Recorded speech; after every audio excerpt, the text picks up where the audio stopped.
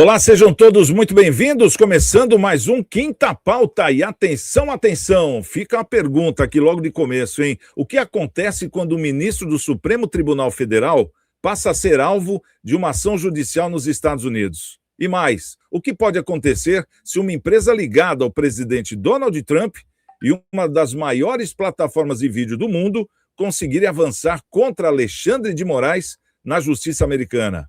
Bom, o novo capítulo dessa disputa acaba de surgir e está chamando a atenção de juristas, diplomatas e analistas políticos dos dois lados do continente. As empresas Rumble e Trump Media afirmam que Moraes não apresentou defesa dentro do prazo previsto pela legislação americana e agora pedem que a Justiça dos Estados Unidos avance para uma nova fase do processo. Mas será que uma corte americana pode tomar uma decisão envolvendo o ministro do Supremo brasileiro? Até onde vai a autoridade de decisões judiciais emitidas por um país quando seus efeitos ultrapassam fronteiras? E quais podem ser as consequências diplomáticas, jurídicas e políticas caso esse processo avance? São muitas perguntas, né?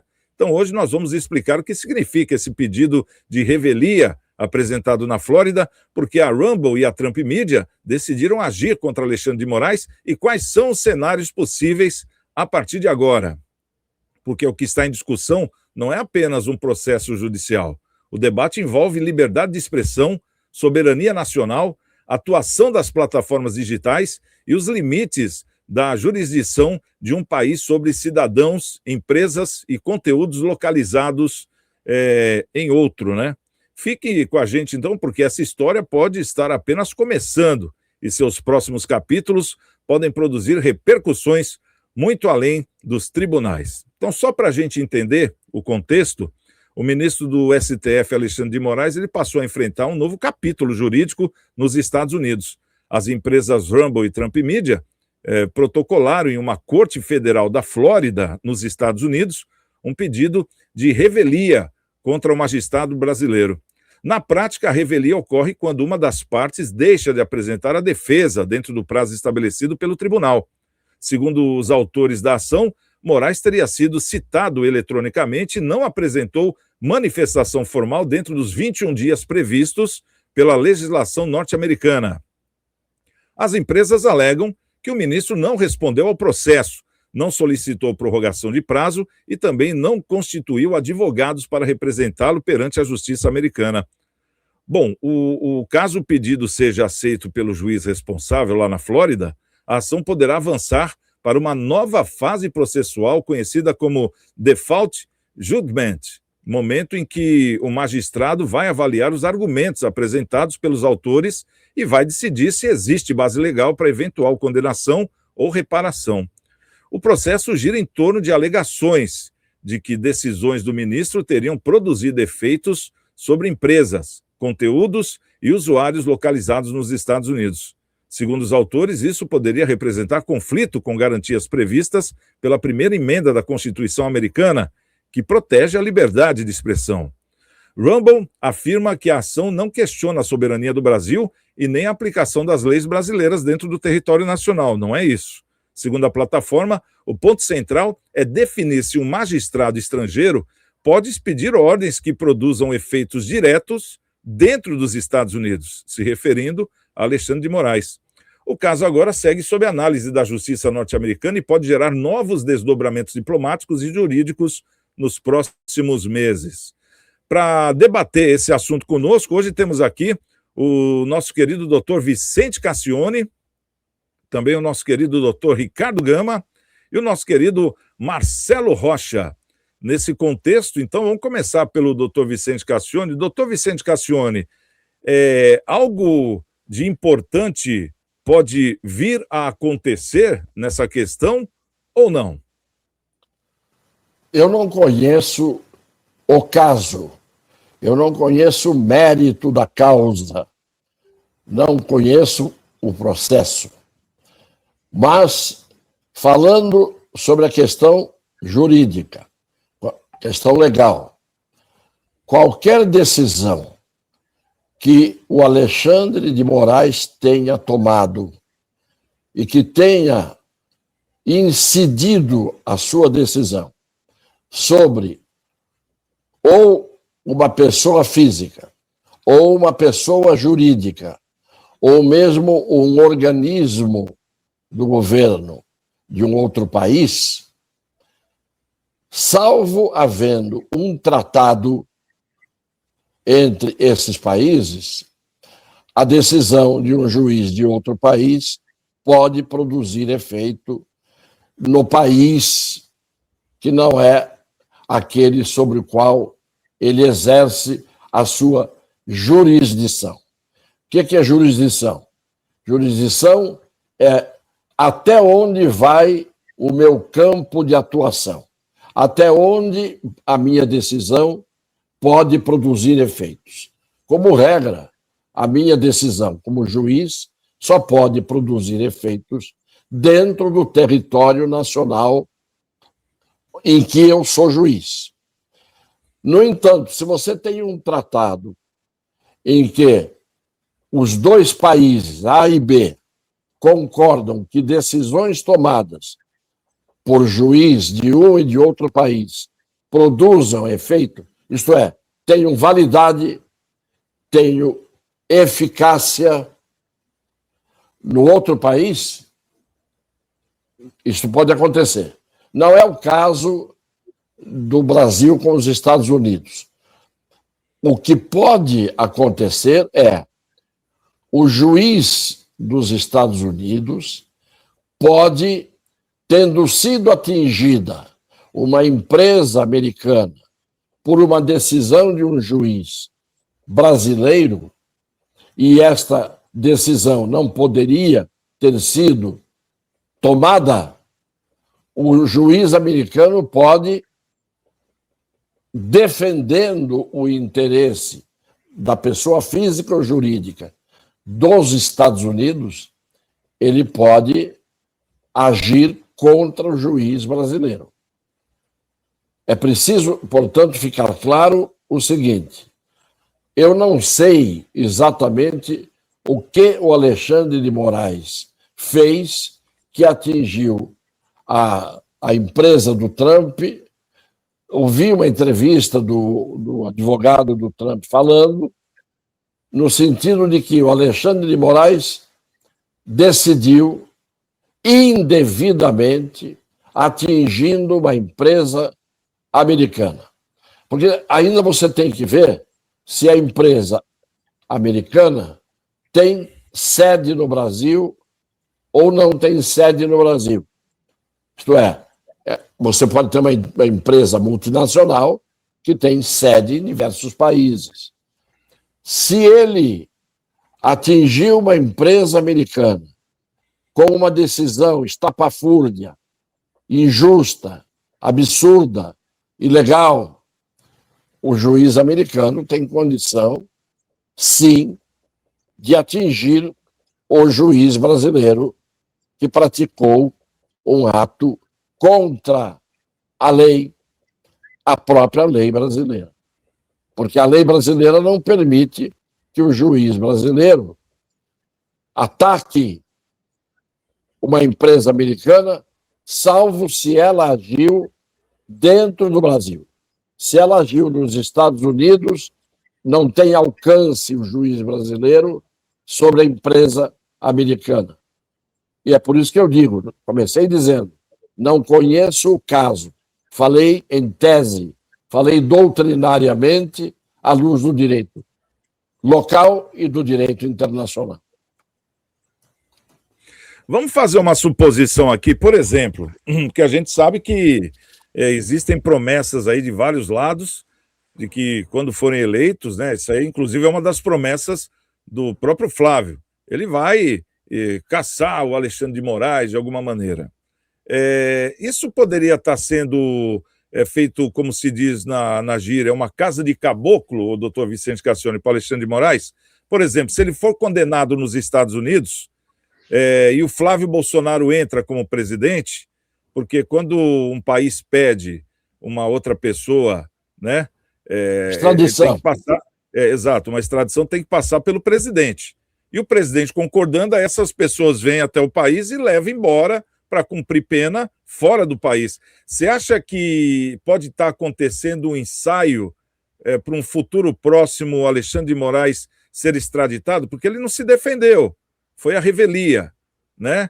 Então, quer dizer, agora tudo que for colocado contra ele vai ser aceito e ele vai ser condenado lá nos Estados Unidos. Isso pode acontecer, doutor Vicente Cassione?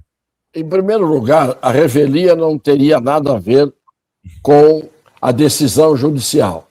Um processo pode correr à revelia e a decisão ser favorável ao réu revel.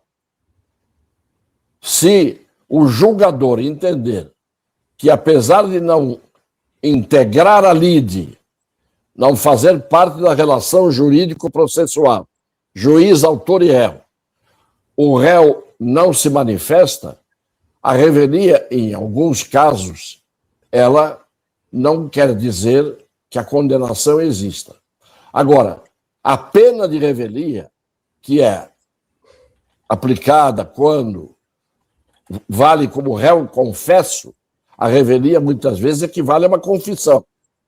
Aí a revelia implica a aplicação da lei a favor de quem processou o réu revel. No direito penal, por exemplo, a revelia não implica condenação. Mas no direito civil, revelia voluntária, quando você não integra a lide porque você não quer, pressupõe-se que o que foi alegado contra você é verdadeiro. E aí a revelia acaba causando a perda no processo da causa por parte do revel. Revelia, no entanto, não tem nada a ver com a extradição, porque aí entra o tratado ou a convenção dos quais o Brasil deve ser signatário, com aquele país que está pedindo a extradição. O Supremo Tribunal Federal aqui, se a extradição é admissível, dá o parecer, e aí quem executa é o presidente da República. Eu volto a dizer, eu não sei qual é a natureza da causa. E para dizer alguma coisa além do que eu estou falando, eu preciso conhecer a causa em si. Se o doutor Ricardo conhece e tem conhecimento da natureza da causa, ele pode ser mais útil do que eu, além do que eu já falei. Não, mas o senhor foi bem útil, doutor Vicente Cassione, quanto a isso, sem dúvida nenhuma. Ô, doutor Ricardo, essa é aquela questão do Rumble, né, que é como se fosse um YouTube, né, que é da empresa do Trump, da Trump Media lá, né, faz parte desse conglomerado, e quando veio para o Brasil, ela veio sem seguir ordens, né, e foi censurada pelo Alexandre de Moraes, foi o que aconteceu, e ele acabou pedindo um representante aqui no Brasil, não foi apresentado esse representante e foi banido do Brasil, o tal do Rumble, justamente por não compreender a legislação brasileira. Sei lá que legislação que era essa, dentro daquela questão de liberdade de expressão, porque é aquele contexto, se a pessoa fala mal do outro numa rede social, não é a plataforma que tem que responder, é a pessoa que falou mal. Vai ter que dar o direito de resposta, aquele negócio pode ser julgado, pode ser processado, como acontece hoje numa televisão, numa rádio, que é um serviço de concessão. Mas como é que você avalia, voltando agora a esse caso aqui, porque ficam realmente algumas dúvidas, porque essa semana nós tivemos algo parecido com Eduardo Bolsonaro, dentro desse contexto que a gente está conversando, que ele falou que aquele julgamento do Alexandre de Moraes não valeu nada, que ele não foi nem citado, né? Então, quer dizer, como é que isso pode valer? E o Alexandre de Moraes, ele foi oficialmente citado ou não? Ou será que existe alguma controvérsia sobre essa comunicação? Porque ele não respondeu. Falaram que mandaram lá para o e-mail oficial dele, enfim. Isso tem validade ou é o mesmo peso do Eduardo Bolsonaro? Santiago, eu faço as minhas palavras, as palavras do doutor Vicente Cassione. O que existe aí, na verdade, como colocou o advogado Martin de Luca, da True Social, do Grupo Trump e da Rumble, é justamente a questão de censura. censuras que estão sendo colocadas contra essas empresas americanas no Brasil, até porque a Truth Social, que é a mídia social, né, a rede social do Donald Trump, ela depende dos servidores da Rumble para poder funcionar no Brasil. E o ministro Alexandre de Moraes, numa canetada, acabou suspendendo e censurando essas empresas. Foi feito um processo civil lá nos Estados Unidos, houve um envio de citação formal aqui para o Brasil, ao STJ, não sei por quê e por qual razão não deixaram prosseguir, né, não deram na mão do oficial de justiça para poder citar o ministro Alexandre de Moraes, parece que blindaram, seguraram essa citação, segundo dizem alguns interlocutores lá de Brasília, e o que fez a justiça americana foi o que o ministro Alexandre de Moraes às vezes faz, mandar via WhatsApp a citação, mandar via e-mail, e assim foi feito, né? Foi enviado lá para a assessoria do ministro. O ministro tem ciência, é público e notório, essa situação de busca por citação, e ele tem que responder o processo lá nos Estados Unidos. Os Estados Unidos vigoram um princípio de que, no caso, empresas americanas têm prevalência de analisar questões de outros países através da ótica da justiça americana. E assim vem sendo feito desde sempre. No caso específico, até em decisões de Alexandre de Moraes, nós vimos que quando se quis atacar o X, se bloqueou bens da Starlink, que era uma outra empresa de Elon Musk, ou seja, para poder deixar Elon Musk numa sinuca de bico jurídica, não, esquece o CNPJ aí do X, vamos em cima agora aqui da Starlink. Não tem nada a ver, porque terceiros foram atingidos. Ou seja, não está sendo aplicada a devida legislação nos casos que devem ser aplicados. Então, por isso, essas empresas estão fazendo seus reclamos nos Estados Unidos, num terreno em que um juiz imparcial, sem pressões políticas e sem colocações adversas, ele vai julgar. Olha, segundo a lei americana, segundo a quinta emenda, segundo também a primeira emenda, a gente vai analisar isso aqui tudo se realmente houve uma extrapolação dos poderes do ministro Alexandre de Moraes, a gente vai decidir. Agora, o que chama a atenção é que o STF decidiu que a AGU tem que fazer a defesa do ministro. Ou seja, o ministro é uma pessoa física. E o pessoal coloca como pano de fundo uma defesa da soberania.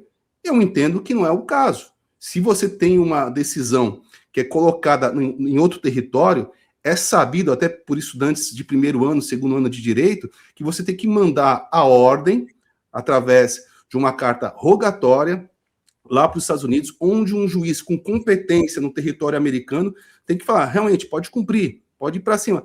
Mas acontece que não estava sendo colocado isso não, mandava ordem, mandava cumprir, inclusive tinham alguns adidos da Polícia Federal lá nos Estados Unidos fazendo operações em solo americano. Foi o caso do Ramagem, foi o caso de uma senhora que criticou publicamente um certo ministro do STF. Então, realmente, esse processo ele está caminhando conforme as armas que existem. Se você manda, conforme o figurino, conforme a lei, as convenções internacionais, os tratados, você manda uma carta para cá, uma carta de citação, uma carta rogatória, tem que passar pelo STJ para poder citar o ministro, isso não é feito, então existe um outro artifício que é mandar um e-mail. Ele tem ciência com relação a esse processo. E a revelia aconteceu exatamente no dia 15 de junho. Então ele não apresentou defesa, vai ter que arcar com as consequências, porque é um outro país, a legislação é outra, e que ele tem todo o direito de se defender. Mas, infelizmente, Santiago, é nada mais, nada menos fruto de uma situação em que foi, através de decisões reiteradas e através de tropeços com relação a esses grupos de mídia americanos, o ministro está sendo questionado. E é natural numa democracia se questionar. Infelizmente, no Brasil, as pessoas têm medo de fazer esse questionamento. Inclusive, as pessoas que foram eleitas têm medo de fazer o questionamento. Então, que se defenda, que tenha o devido processo legal e que ele prove que realmente agiu dentro das 4 linhas. É uma questão muito complicada essa, né, Marcelinho? Porque nós acompanhamos, e é justamente isso que o doutor Ricardo falou, que o Alexandre de Moraes começou a passar da fronteira, né? A passar a fronteira, foi lá para os Estados Unidos, puniu, mandou lá, intimou gente lá dentro dos Estados Unidos, quer dizer, falando de soberania, então aí passou por cima aí da primeira emenda americana, lá da quinta emenda, enfim, e fez esse bororô todo. E aí deixou a cara lá, né? Essa que é a verdade.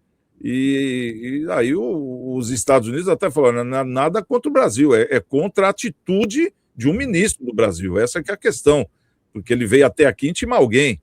Poxa, e de repente a Trump Media lá, a Rumble, ela foi simplesmente censurada no Brasil. Tentamos recorrer, fizemos vários argumentos, mas não, simplesmente censuraram. É aquela questão da ação monocrática, né, do ministro que agiu em vários momentos, aquela questão do inquérito da fake news, que está valendo ainda, né, que a gente nem sabe direito o que é isso. Como é que você analisa, Marcelinho? Agora, claro, a gente está com dois grandes juristas aqui, mas também fica a nossa opinião popular, né? Na sua opinião, assim, na balança, você ouvindo o que o doutor Cassione falou, o que o Ricardo Gama falou, quem está com o argumento mais forte nesse caso? No caso, o Trump ou é o Alexandre de Moraes, na sua opinião? Tem a menor sombra de dúvida que é o pessoal lá dos Estados Unidos, pô, pelo amor de Deus, né? Tem que respeitar a chamada, a tal soberania, né? O que rege lá é de lá, o que rege aqui é daqui, em termos de lei, né? Então, isso daí acho que não está em questionamento, né? Eu, como você disse, né, é um comentário apenas, porque claro que eu sou muito prejudicado aqui nesse texto, nesse contexto, né? Porque eu não tenho conhecimento para né, transitar nesse tema. Mas para o Alexandre de Moraes, eu acho que não vai mudar em nada a vida dele aqui, só se ele tiver bens lá nos Estados Unidos, bloquearem alguma coisa, fizerem alguma coisa, tal. Para ele em si, a princípio, né, sendo julgado e condenado, acho que basta não ir para lá, né? Basta não ir para lá, pelo menos por enquanto, né? Pelo menos por enquanto, mas são ações que você vê, mesmo ele fazendo tudo isso, né, ele é bem, não digo bem, mas tem respeito no exterior, né? As pessoas dizem que o processo que rolou aqui é democrático. Então, dentro do entendimento da democracia e tal, né? Então, assim, é o sistema, né? O sistema é poderoso, né? O sistema, você tem que aprender a lidar com ele. Não adianta você bater de frente com ele, né? Você tem que aprender a lidar com ele para fazer com que ele se torne o seu aliado. Porque, senão, acontece o que aconteceu com o ex-presidente Bolsonaro, né? Então, é complicado, Santiago. É um tema importante. Eu acho que para ele não vai pegar muita coisa aqui no Brasil. Lá fora, ele pode ter problema nos bens, acho eu. E se ele pisar lá, ele não sei se vai ter problema de prisão, alguma coisa. Acho que não chega a isso, mas... né? Se ele for condenado lá, eu acho que ele pode ser preso se ele pisar lá. Isso aí é questão até de lei mesmo, né? Imagino eu, né? Eu confesso que eu não sei, mas assim, para ele aqui, acho que para ele aqui, ainda mais sendo ele quem ele é, acho que não pega nada. O sistema é muito poderoso e blinda muito ele aí, né? Tem que aprender a lidar com o sistema, Santiago. Ô, doutor Vicente Cassione. Oi, Santiago. O que fica bem claro é o seguinte: depende, volto a repetir o que eu disse antes, e o Ricardo disse bem, depende da natureza da ilicitude, isto é, do ato contrário ao direito, da natureza do ato contrário ao direito, que é cometido. Se o ato contrário ao direito foi cometido no Brasil pelo Alexandre de Moraes, atingindo uma empresa americana que tinha representantes no Brasil, era sujeita à jurisdição brasileira, mas contrariava a lei brasileira e contrariava a lei americana, porque também no Brasil a liberdade de expressão é uma garantia constitucional. E nos Estados Unidos, indiscutivelmente, também é. Ora, se o ato do Alexandre de Moraes incide sobre uma empresa estrangeira que tem representação jurídica no Brasil, esta empresa pode alegar a arbitrariedade e, portanto, a ilicitude do ato do juiz brasileiro. E isto pode ser declarado pelo juiz americano, cuja decisão só terá eficácia no território brasileiro em uma possibilidade: quando os dois países estão de acordo. O acordo internacional prevalece. Se a justiça americana impuser ao Alexandre de Moraes sanções, ele vai ser atingido não por execução contra ele no Brasil, mas em qualquer lugar do mundo em que ele estiver, principalmente no território americano. Portanto, se ele tem um bloqueio de bens decretado, ou se ele tem a perda de bens decretada no território americano, ele tem bens, isto vai ter eficácia, vai ter validade e vai ter eficácia. A decisão do juiz americano tem existência, validade e eficácia. Só não pode executar no Brasil, porque a lei americana não pode entrar em vigor no território estrangeiro. Isso é claro. Só que a gente precisa saber a natureza da ilicitude. Eu não sei, sinceramente, se a violação de uma regra constitucional, que é a emenda, que trata da liberdade de expressão nos Estados Unidos, se quem viola esta regra comete um ilícito penal, é uma situação. Se não é um ilícito penal, é um ilícito de natureza civil, é outra situação. Até porque nos Estados Unidos a vigência é da common law, não é como nós aqui. O direito anglo-saxônico é diferente. Você tem a precedência dos casos. O caso precedente vale como lei para aplicação nos casos subsequentes. Vocês já devem ter visto isso, as pessoas que são leigas, nos filmes. O juiz decide de uma maneira, aquela decisão passa a ser precedente.